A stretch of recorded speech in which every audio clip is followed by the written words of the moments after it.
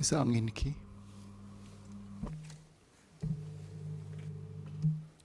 Mr. Speaker, one of the major shifts mentioned in this year's budget speech is new technologies. Indeed, among the 200,000 self-employed persons or freelancers, many operate by using new technologies that either disrupted traditional businesses or created new markets. This new form of employment should not be confused with workers who have been wrongly classified. There are generally three types of self-employed persons. The first group are those who chose this profession as a preferred choice.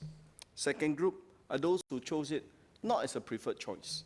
Third, there may be those who will be wrongly classified as freelancers. In this last category, the workers may be deployed as freelancers at the workplace and not counted as a company's head count. However, they report for work and comply with the company's guidelines, which is no different from a salaried employee. These companies may have infringed the Employment Act and should be flagged out to the Ministry of Manpower for investigations. In fact, all allegations, including possible tax evasions by freelancers who under-declare income, should be made to the relevant authorities. This is the only responsible way of ensuring that the issues are properly dealt with. We should do all we can not to wedge a divide as to which self-employed file tax properly and who under-declared their income. For hardworking cabbies, I hope we do not undermine their integrity by making unfounded broad sweeping statements that they under-declare income or may have under-declared their income. On the contrary, Mr. Speaker, sir, we have been working with IRAS very closely to ensure that volunteer groups come into the taxi community to explain to the drivers how to file income tax returns and to do them properly. Fortunately, majority of our self-employed persons ensure that they do the responsible things. And in fact, we are glad that majority of self-employed persons are in their preferred choice of career. They today face new platform intermediaries such as Grab, IO Talents, Caregiver Asia that are transforming the way businesses run, making matching of services hassle-free. More consumers and self-employed persons now go to a common platform to find each other. Example, whether you need a cleaning service, a photography service, or a chauffeur ride service. Consumers now have easier access and more choices when it comes to selecting services. Freelancers, on the other hand, get to pitch and market their services to a bigger pool of prospective clients. These intermediaries, however, are not obliged to perform the roles of an employer, such as making CPF contribution or providing workplace insurance cover or medical leave for the freelancers. Some, however, do so voluntarily, contributing to the self-employed person's MediSave account or even providing insurance cover. Majority do not do so. Instead, they easily remove freelancers from their platforms, have huge control over payment and work arrangements, and freely set their own commission rates.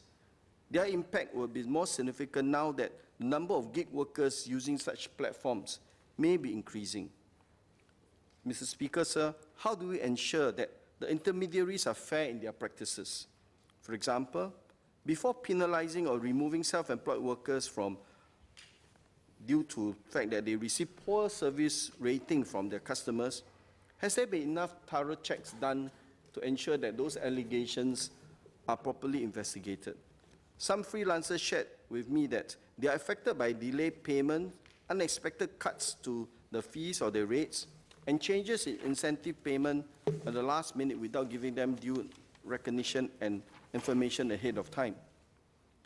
New technologies do bring dynamism to our economy, but with only vague and non-transparent guidelines, freelancers using such platforms are potentially at risk. As these intermediaries gain bigger market share, they also grow in power, and if left unchecked, they can dictate tougher terms over the self-employed persons and even consumers who use their platform.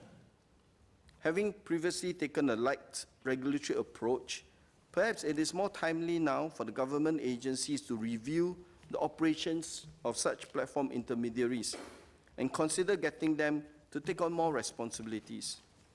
I hope to see more being done to support our self-employed persons.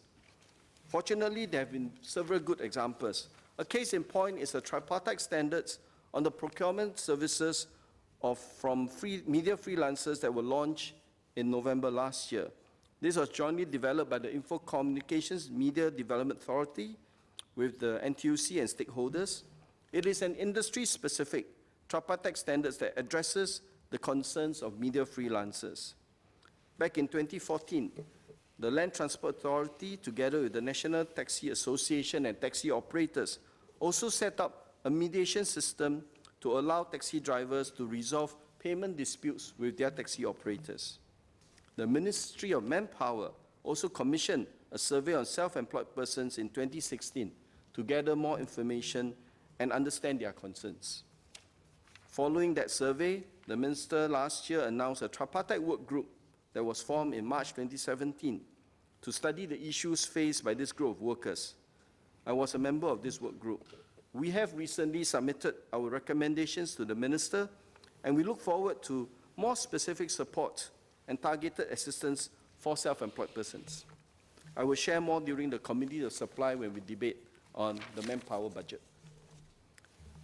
Mr. Speaker, it suffices to say now that we need more support for self-employed persons, such as fair practices, formalized structure for dispute resolution, workplace injury insurance, and also to ensure that all industry transformation map and skills future planning include self-employed person into their thought process and their scheme of things, so that the self-employed person can also have access to skills upgrading to stay relevant and be future ready. Budget 2018 is a budget that prepares us for the future. We should not underestimate the value that the self-employed person brings to the economy.